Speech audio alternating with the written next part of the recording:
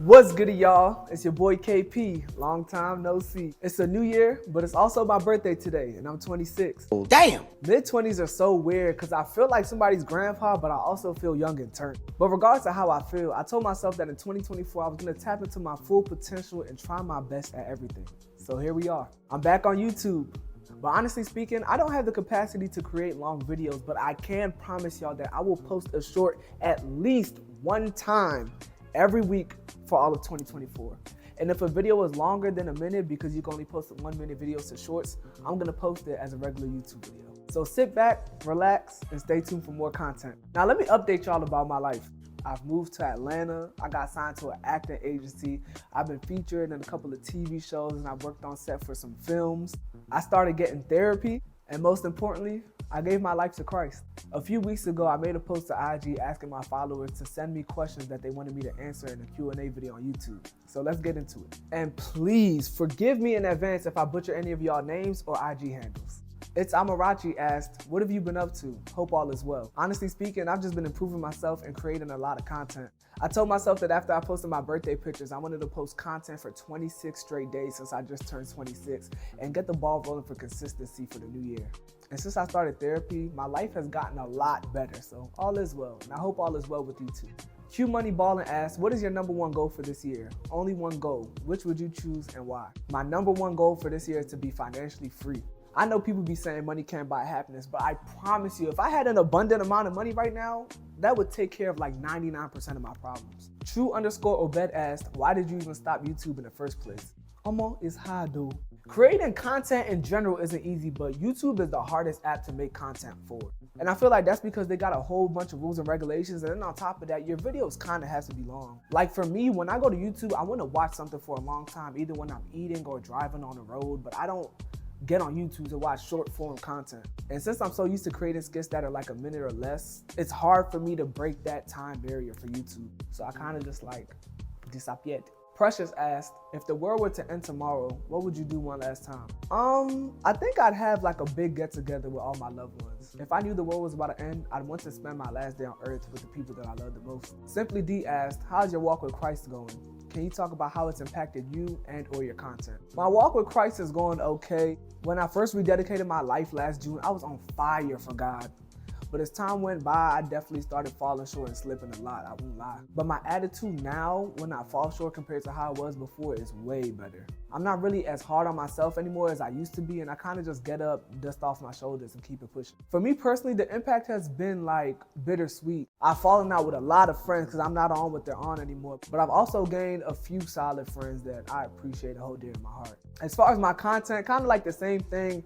There's a lot of ideas that I had in my notes that I had to delete because they don't align with my beliefs. And there's a lot of people that reach out to me to collab that I can't collab with no more because like I'm not on what they're on. But it's definitely been pushing me to become more creative because I'm not trying to cut my videos anymore and I'm not trying to promote worldly things, so I got to become more creative to get the laugh across. Sarah asked, what made you get closer to God this year? Man, I was just tired of being tired. I found myself forcing a lot of relationships, always trying to fit in and going out my way to be that guy. And I would self-sabotage a lot, and that was really ruining my life. So one day I decided to just confess all of my sins, make amends with my loved ones, and I went home and ducked off for like a solid week.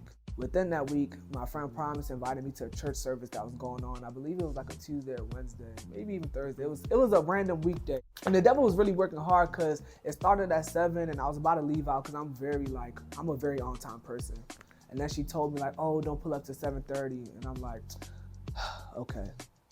And then while I was about to leave out for 7:30, I believe either she told me not to pull up to 8 or I got there and they hadn't started. So I was just like, bro, come on. But I stayed and I'm glad that I did because the sermon really hit close to home. And after the service was over, Promise told me to stay back and talk to some people. And each person I talked to like spoke life into me. And when they were talking about their struggles, it would be something that I was currently struggling with. So God was just doing this thing and showing me that I'm not alone out here and that I can't change. So I made the decision to rededicate my life to Christ and change. Yahoo boy.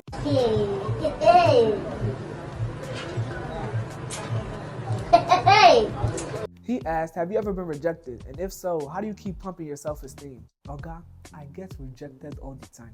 But as I've gotten older, I realized that not all rejection needs a reaction. And not every no is really a no. It could be not right now. And the best way to pump up your confidence after getting rejected is just reminding yourself of all the success that you already have accomplished in the past.